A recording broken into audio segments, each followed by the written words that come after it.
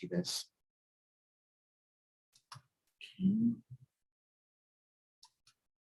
Oh, let me get this.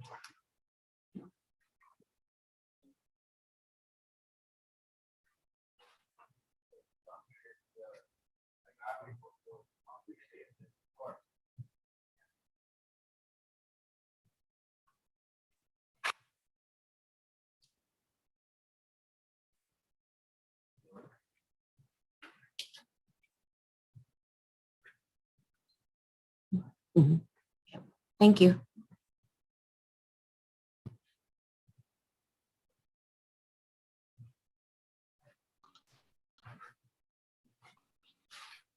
Hi, Janice. Hi, Barb.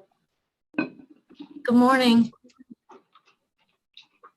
So I'm probably going to, hi, I'm probably going to fumble through this meeting, but I'm going to try. I got Dirona's email that she's not able to attend today. So I'm going to step in as vice chair, as I know Janice was copied on. We'll help you through. I know, you always do. Thank you. I haven't attended many of these meetings. I think the last one was really my first. And I was really impressed with all the stuff FHWA was doing. Yeah, definitely. I think that's going to be really handy. I agree.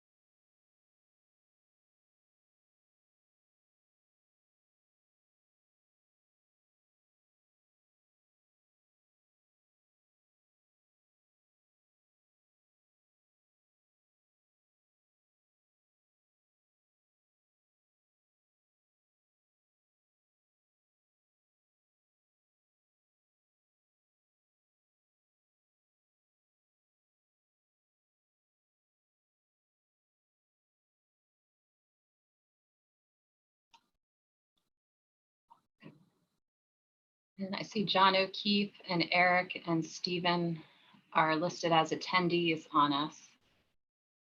Let's see, I see something in the chat here.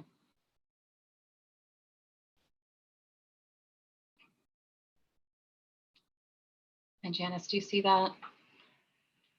About him requesting to be a presenter? I think you're muted. Sorry about that. I have not done that before, but I'm going to try to. There, I see attendees. Oh, do I promote to panelist or just allow to speak? I think it's promote to panelist. Is that correct? Okay.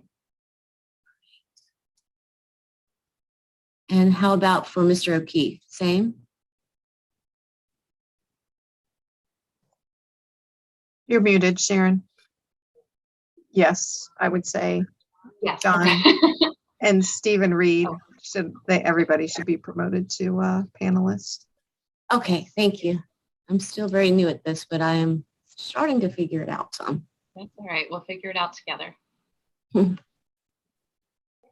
No, you did fine. Thank you for promoting us in. No, yeah, once you get the hang of it, it's pretty straightforward. So. In my previous job, we did everything in person, so very little participating in Zoom at all, and certainly not to this level of hosting and starting a meeting. So it is very new. It's all good. Stephen and I are on now, so. Good morning, everyone. Good morning. Morning. And could you move over Jake Herman to panelist? I think he's on the committee as well.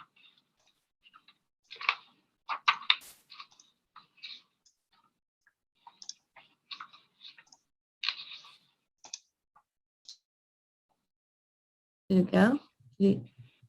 Thank you. Yeah, there he is. Okay.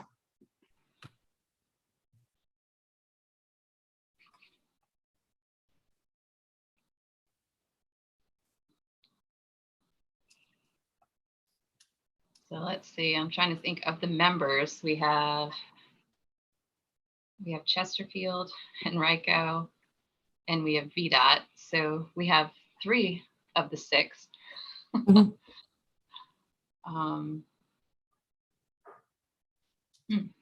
For a quorum, I guess, do we need more than 50%? Probably. I believe it is 50%, but let me look Okay, at that real okay. quick and make sure, because this is my first of these meetings. Thank you for checking. I don't know. Mhm.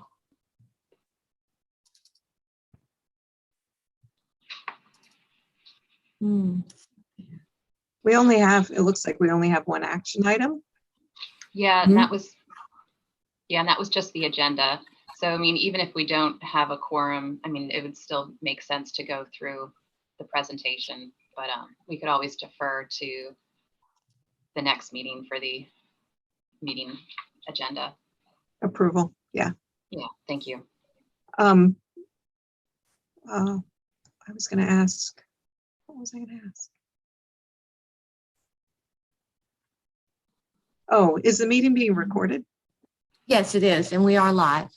Okay, so then people who are not able to attend right now can go back and watch it. So Yes. yeah, we should probably just go ahead and get started. Okay. I'm still looking for the just to confirm on the quorum. If you give me just another minute, I know that I have it. Not something I've had to look up before, but I do know I have it. One second.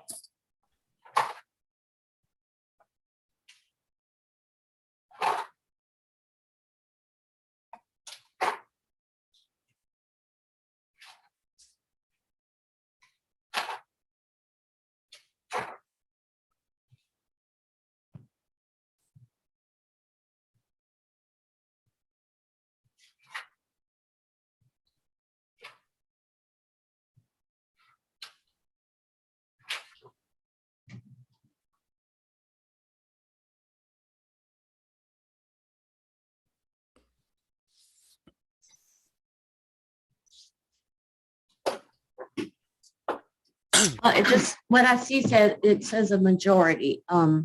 So to the 50%, I'm not sure.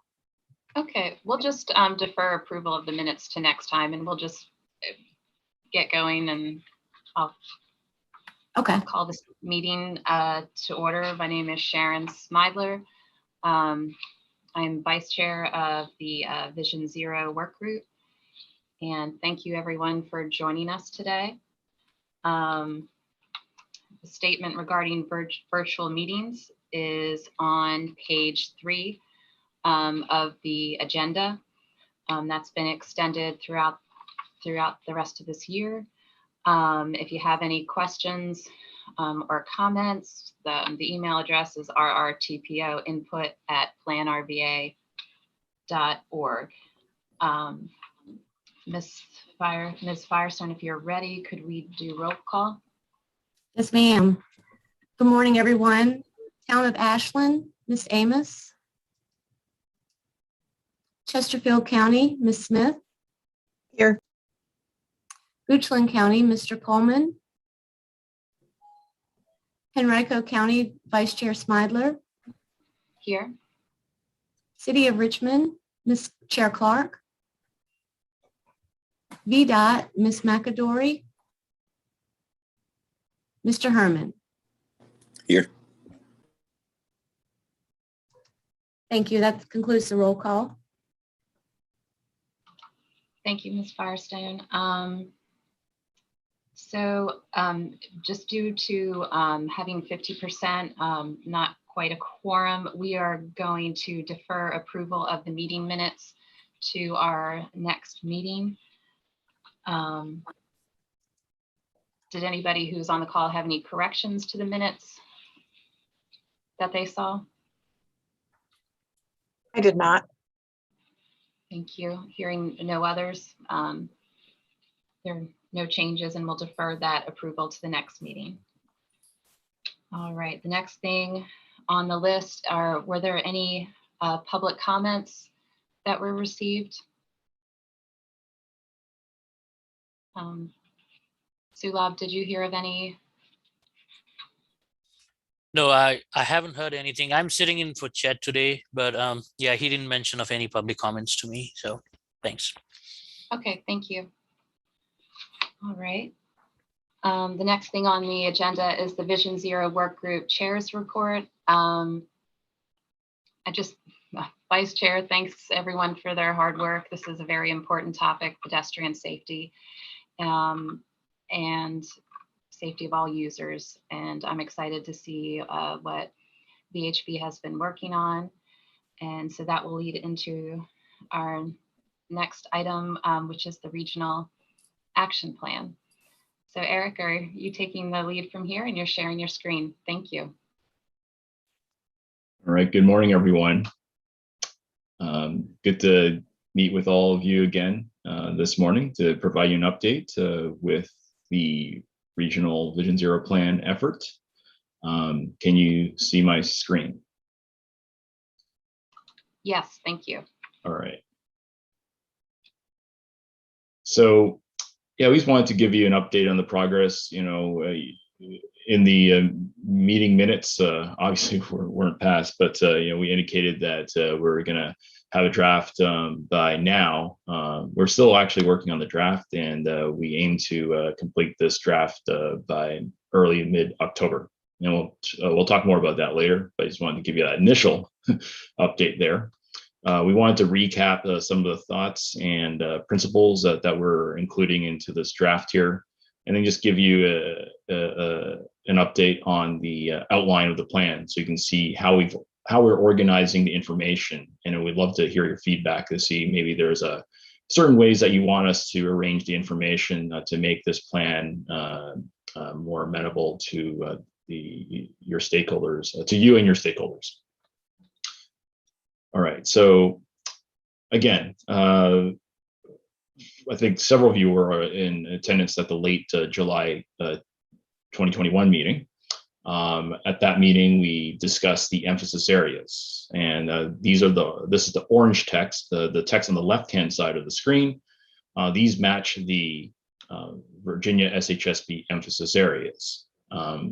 So you know, we have impaired driving. We have the concept of speed, not speeding, but speed. And I'll talk more about that in a moment. Occupant protection, roadway departure, intersections, young drivers, bicycles, and pedestrians. And the idea here is we want to show that connection to the statewide emphasis areas, so that when it comes time for Richmond area jurisdictions to apply for projects for highway safety improvement program funding administered by Virginia Department of Transportation, or behavioral funding from the Highway Safety Office. We want to show that correlation with those statewide emphasis areas so that it optimizes the funding opportunities for local jurisdictions.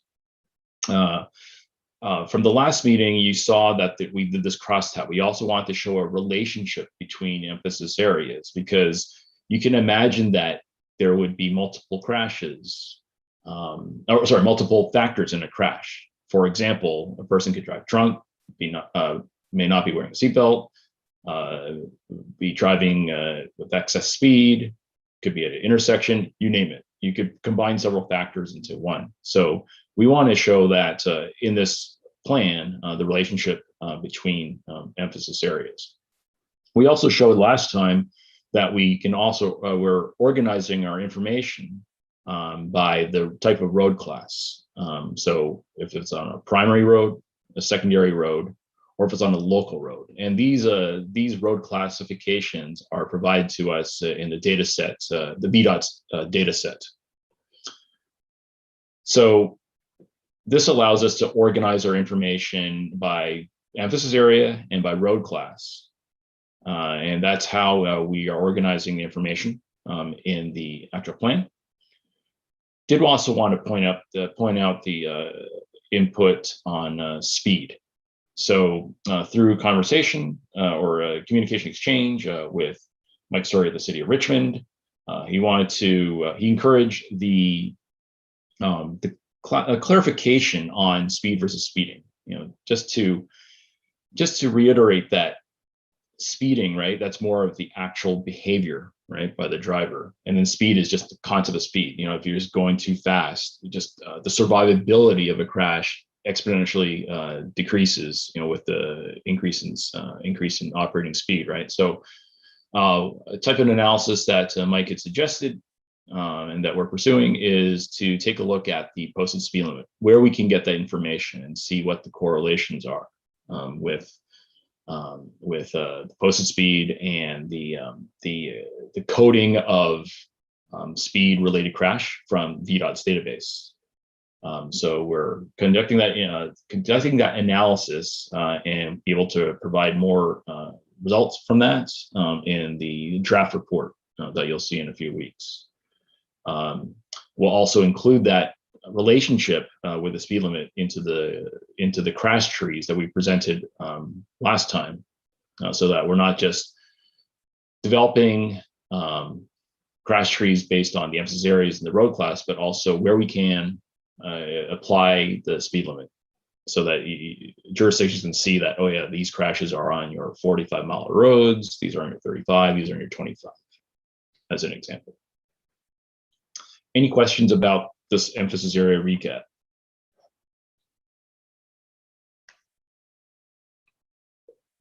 All right.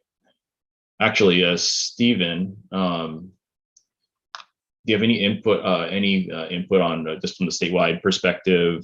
You're in the midst of working on statewide efforts with SHSP. Anything that we should incorporate into this regional plan that is stemming from conversations with your statewide effort? Well, we have added some emphasis areas, and that's not final. So I think it'd be premature to add those, and that is the older drivers, so 65 plus age group has been included, and we're adding heavy vehicles and motorcycles as well, because of the issues that we're seeing with an uptick in motorcycle severe crashes and those involving the heavy trucks. And so maybe not for all this cross classification work and all of that, the way this has been set up, we might be able to say a little bit about that in this plan, in this work, but not, a deep dive into those three additional ones. Mm-hmm. Great, thank you, Stephen. yeah, we certainly include that in the narrative, and I'll show you the outline of the plan in a moment here for everybody. All right. Like I said, I just want to reiterate, the relationship between factors. We showed this last time, but I won't go into it too deeply. Basically in this situation, this example, we have 3 different factors. You can see that this is for actual data from region wide. So the overlap of impaired driving, speed, and occupant protection as coded in VDOT's crash data. You can see the percentage overlaps between the various factors, and this type of information is included in the draft plan. And just to reiterate, as Sharon had indicated earlier, the importance of pedestrian crashes. This is definitely an important part of our output. We've already developed these pedestrian safety action plan corridors to indicate those corridors that are in the upper percentile of pedestrian and bicycle crashes in the region. So we have maps developed for region wide to highlight those corridors, which are in the various, the colored lines there. But for each individual chapter, which is for each locality, we also have a map developed specific for the locality. So that is a part of the outputs that you'll be seeing in the plan. And again, I've already mentioned the term crash trees. For those who were not in attendance last time, as part of the products of this plan, we have crash trees. This Excel, basically a very advanced or glorified, if you will, Excel spreadsheet that has macros set up in it so that you're able to choose several factors, a combination of factors from VDOT's crash data, and are able to, for each locality, and so that each locality is able to develop their own crash trees and do their own filtering and see what combination of factors show the highest percentage or highest proportion of crashes for localities. So it's like a nice little product that you'll be able to use in the years ahead, and certainly can be updated with new crash data on an annual basis as VDOT releases them. But the crash data that will be included as part of the product to you is a 5-year set of data from 2016 to 2020 of crash data from VDOT's crash data system. And so then you can see that it automatically generates a flow chart of combination of factors. You don't need to read the words there. It's just a graphical output. And then you can take that output and develop on your own flow charts like this. But for our report, we'll actually have flow charts like this to show you at the regional level some of those crash factors, a combination of crash factors that show the highest proportion of crashes in region wide. So we'll have that for the road system. We'll also for pedestrian crashes, and we showed you these crash trees at our last meeting. So really what we wanted to highlight today, I don't think we'll use up our entire time, but is really to discuss the report development and how we're organizing the report. And the way that we've set it up is based on these headings. So we're not wedded to the titles, just to give you a sense of how these are organized. So of course, we'll have a cover page. I mean, that's needless to say, we're going to have that. We'll have an introductory statement.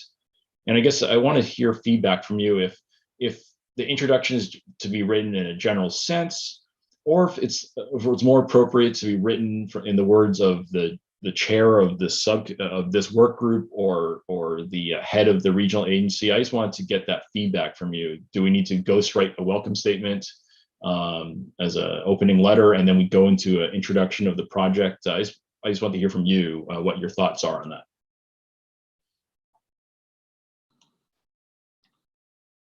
I think just a general introduction. A lot of people may not know what Vision Zero is, and just some non-technical everyday language so people can understand my child was reading this, they could understand, like address it kind of like a fifth grader or something like that, just Mhm. to understand like a general introduction of what's going on. Okay.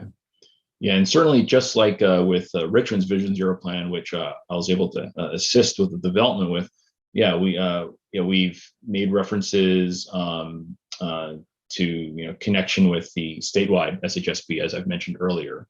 We want to also emphasize the importance of a safe system, which is the growing over the past decade and a half in the United States. There's been increasing use of that approach, acknowledgement that crashes will happen. How can we minimize the kinetic energy behind crashes? So we'll have that type of information in there. And then also a mention of transportation equity, with the new federal administration, and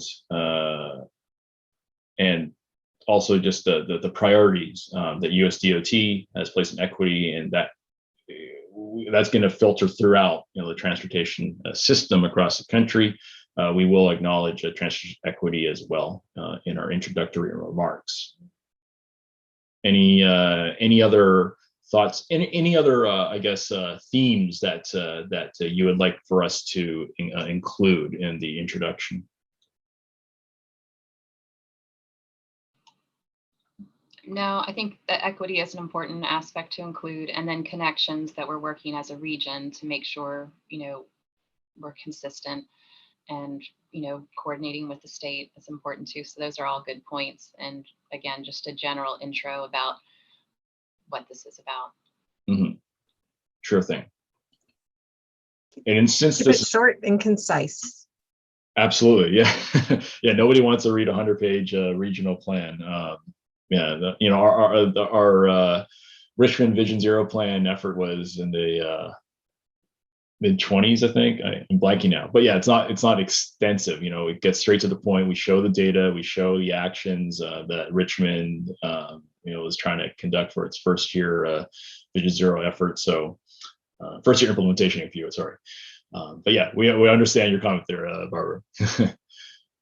So then, since this is the regional agency, we recognize that we need to show some connections to safety metrics that the region is, obliged to report on, half a year after the state reports its safety targets. So, so acknowledging that responsibility that the regional agency has, that colors how we organize the second section, which is regional safety trends. So we know this is not an annual plan. This is a plan that's going to be used for the years ahead, but we want to organize this section based on those 5 metrics that the region needs to report on. So 5-year history, at least 5-year history of fatalities, serious injuries, fatality rate, serious injury rate, and non-motorized users fatality and serious injury rate. So that's how we are going to organize that section, just to give an overall high-level perspective of crashes at the regional level. So then after the high level, then we go high level discussion, we go into a more detailed section called crash characteristics. And that's where we show you that crosstab matrix, that rectangular table that we showed you last time, Venn diagrams, the high injury network that we showed you the prior couple meetings now, where we show the combination of roads that are a small percentage of your overall roadway network, but represent the majority of your fatality and injury, serious injury crashes. So we'll have that in that section. If you recall the maps that we developed, we have that overlaid against the Health Opportunity Index developed by the Virginia Department of Health. So that shows us the relationship between those high injury network corridors against those with low health opportunity. We saw that as a key correlation, particularly in Richmond. It's less so outside of the city of Richmond, but we want to acknowledge that there is a relationship between HOI and the high injury network in certain parts of the region. And then the crash tree that I showed you on the previous slide will show a couple of those at the regional level in this section. Then following this deep but not too deep of a dive, because we want to keep it a high level and a short document that's easily digestible to the public. Then we go into individual chapters for each locality, each of the 9. I think this is where the value comes for each of the agencies on the call, right? So similar to the regional level, we'll show you the crosstab, the Hindry network, the Venn diagram, etc. So that basically your locality can really focus on that chapter. I think that will be the big takeaway for each of you, is to really focus on that chapter. I mean, certainly the overall regional ones for context and understanding the regional priorities. The locality specific chapter, which won't be too extensive, but a few pages, that's probably the one that you have most interest in. And of course, even a brief introduction. We're not just going to dive into just the graphs and tables, but obviously setting the stage with some introductory text to introduce the key factors or for the locality. Since the locality is on the call here, any thoughts on that approach? I can't wait to get that chapter. So yeah, I'm really excited about getting this document and the tools that are coming out of this study. So I think the way you've got it set up is going to be good. I'll be able to get to the meat of the matter for over here at Chesterfield. Sure thing. Yeah. And I think this is good. You start with the intro and then you have the regional safety trends. You're kind of getting into, excuse me, why we're doing this to improve the safety. And these are some of the things that have happened. And then you end with, how we're going to implement this and what we're going to do. And then the middle, the details by locality, and then above that, the regional. So I think that's good. Great. And of course, so far we've talked about the data and all that, but then what do you do with that data, right? We've identified, I didn't highlight the second bullet in the locality specific highlights. Key corridors and locations for potential safety investment. So based on the high injury network, based on the crash factors we identified, we're going to give you a short list of initial corridors. We aren't saying that these are going to be the end all be all corridors, but this is based on this analysis conducted for this report. We recognize that data trends will change. 2021 crash data will influence averages in 2022, and maybe new patterns will arise. So we have that caveat that this is an initial set of corridors and locations where each locality has an opportunity to improve safety outcomes. So we just wanted to point that out. So it's not a fixed list, but it's a good starting list, and that would help you apply for smart scale grants and HSIP funds and whatnot. And having the locations in mind, then the next chapter is general countermeasures. So we know from the outset that this plan isn't like the statewide SHSP, where we have a whole laundry list of bulleted items that with full-on actions and tracking for each agency. What we're trying to provide you is sort of like a menu of potential countermeasures that could be implemented in the region. And then the hope is that in the years ahead that, or each locality will be able to really fine tune and identify those countermeasures that really work best for them. So we're only providing a general menu that each of the localities in the region can take a look at and just sort of pick and choose that which ones would work best for them. So we're not saying that Ashland would have like these 6 things that you should do. Chesterfield, you're gonna have these 12 things that no, it's just a menu of, let's say, 40 things. Don't hold me against the number, hold me to the number, but this is where you draw from and are able to match that against the data that you've received and say, yeah, I'd like to install these chevron signs for improved curve delineation, because we see that there's a curve issue in our locality. And then after that chapter with the menu of options, then we talk about implementation options, which talks about just linkages to VDOT's tools and resources. Stephen's shop, is continually developing tools that localities across the Commonwealth are able to use to fine tune their knowledge of safety issues, and highlight a few things there. And then, of course, reference the statewide SHSP for the layperson who's going to read the plan. They'll see a link that they can go to, a link to the HSIP, the HSP. So for infrastructure and behavioral annual plans, essentially things like that. So that's what the implementation section is all about. And then we have the potential for appendices. I think we'll be able to include most things here in the sections above.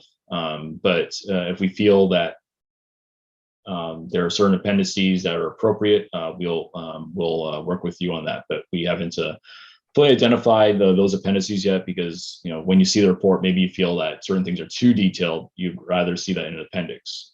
So we'll work with you when you see the draft and just finalize what you want to see there.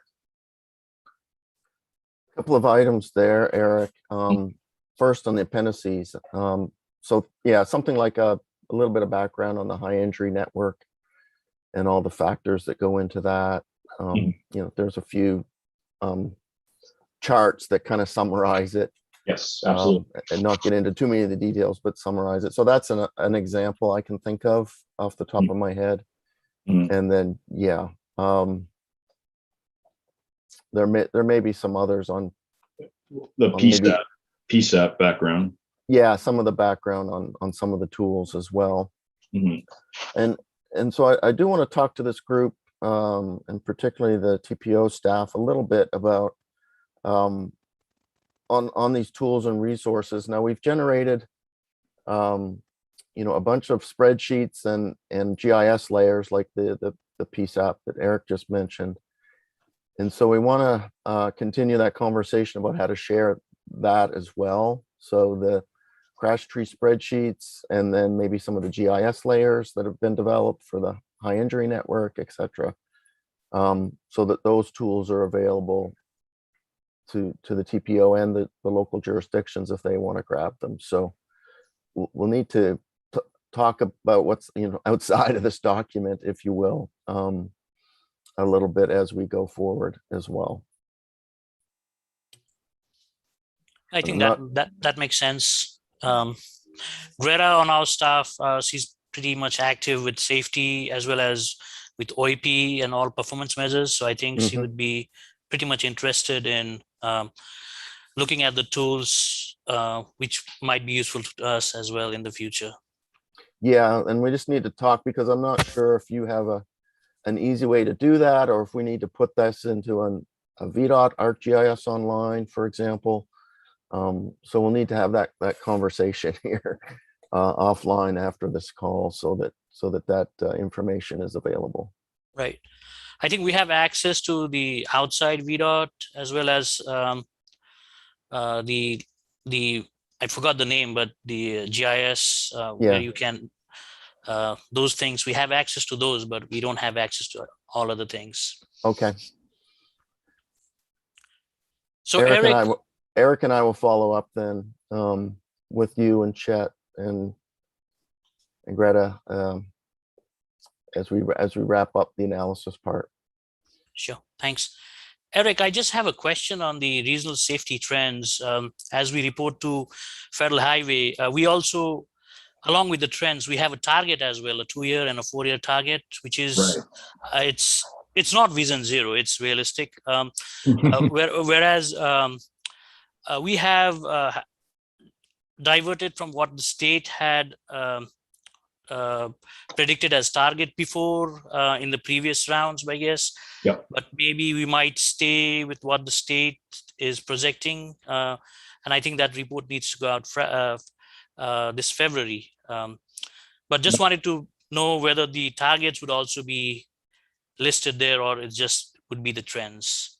No, thank you for bringing that up, Sila. I don't think we'll mention the specific targets, because that changes year to year. We want to acknowledge that the TPO has the flexibility to establish its own targets or to follow the state one. But given that this is a Vision Zero workforce group, you do bring up an important point in that, do we not just show historical trends for the 5 safety metrics? Do we want to show a trajectory?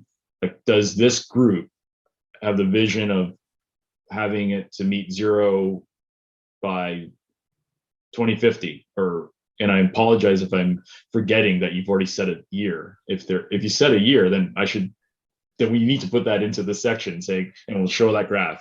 The Richmond area is trying to get to zero by year X. So have I forgotten a year? Please, please let me know.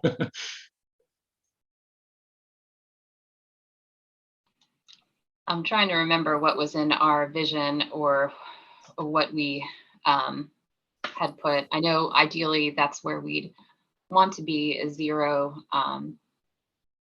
injuries, fatalities, but I'm not sure if we all have reached out higher up in our localities to make sure to have that buy-in yet. So I don't have a definitive answer for you about the zero in the year. And that matches the statewide philosophy as well. There are states out there that are putting a year for their zero, and some of them are very aggressive, like in the next 10 years. So that would be fine. And that's why sort of our mantra at statewide is towards zero deaths. And then we set sort of a long range plan goal for that. So maybe the discussion of the committee going forward is if the region is going to set a goal, for safety in terms of their long range plan, that, this group would follow along with that. So I don't know what horizon you all are working for. Is it 2045 now for your long range Actually, work? Stephen, I just pulled the minutes from August 2020. It says the adoption of mission statement to eliminate traffic related deaths and serious injuries in the Richmond region by 2030. It is 30. Wow. Okay. So there you have it. Unless the group, feels, I mean, I don't know how is the group tied to that year, but that's what it was in the minutes I see here.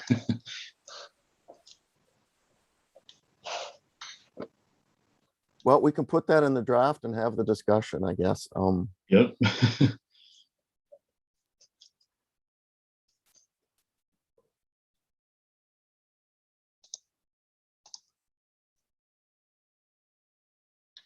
But yeah, regardless of the year, we will develop a graphic that goes toward a horizon year that is to the group's preference. But yeah, thank you for that, Sila.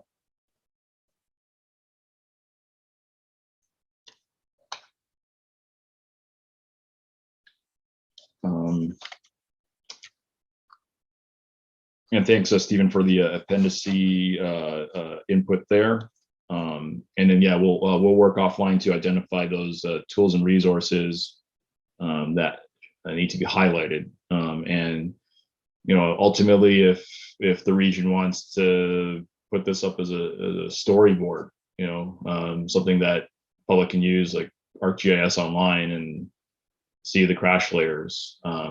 We've already developed the layers. It's just a matter of making it publicly available in a accessible file or accessible website, or easily accessed website. Accessible website is a different connotation. It's definitely based on ADA requirements. We recognize that. So any other thoughts on the report development slide here? I think the slide is still there, right? Yes. Okay. Because I was jumping to the minutes from before. Okay.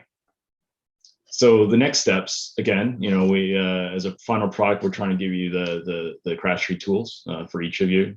each of the localities, and then documentation into the final report. So the draft in early mid-October 2021.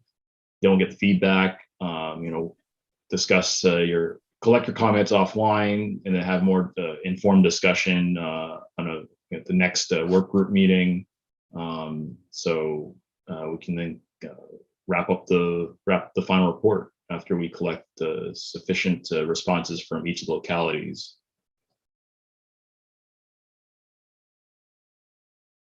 So it'll probably go into November. I mean, this is the draft, and then by the time we get your feedback and inputs, we'll go into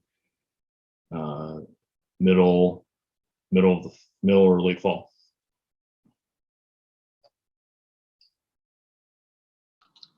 Yeah, so if we have the draft in by mid-October, then I guess, get it out to the localities to review, and maybe have our next meeting November 4th or November 18th to maybe, I don't even know, maybe go over questions or discuss. And I don't know if we'd want to push off in December and then wait to see if there's more discussions if we need to approve it in December. But that sounds like a good approach to me. I'm not sure. Does anybody have any questions for Eric or about the next steps or anything else? Nope, the sooner the better. Maybe we'd even be able to use some of the information for our smart scale applications. Yes, that is a good goal.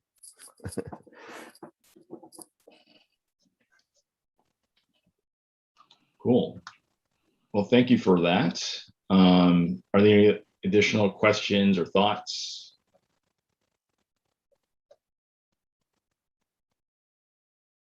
All right. Well, thank you again for the opportunity to connect with you today. And if you have any further questions or thoughts, feel free to reach out to Stephen and I. Make sure you get that get your thoughts incorporated into our draft here. So thank you again. Thank you, Eric. I appreciate your time and presentation, and Stephen for chiming in with what VDOT is doing, and that's helpful.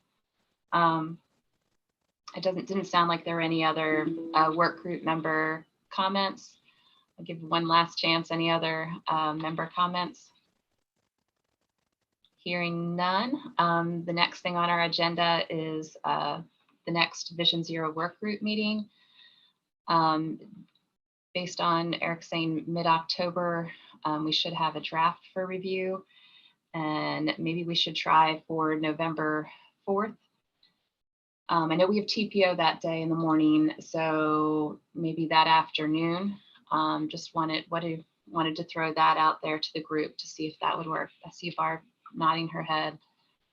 Sulab, and Jake, does that sound all right to you, and Eric? Yeah, I think that should be fine, I guess. Assuming that'll continue to be virtual, right? Yeah, I would assume to continue to be virtual. I would assume that, yes. I propose the next meeting be then November 4th, maybe 1:30 p.m. And that's good for our team. Okay. All right. Well, then, if there's no other business, I consider this meeting adjourned. Thank you, everyone, for joining in today. Bye. Thank you again. Thank Thanks you. for having us. Bye-bye. Bye. Bye. Bye.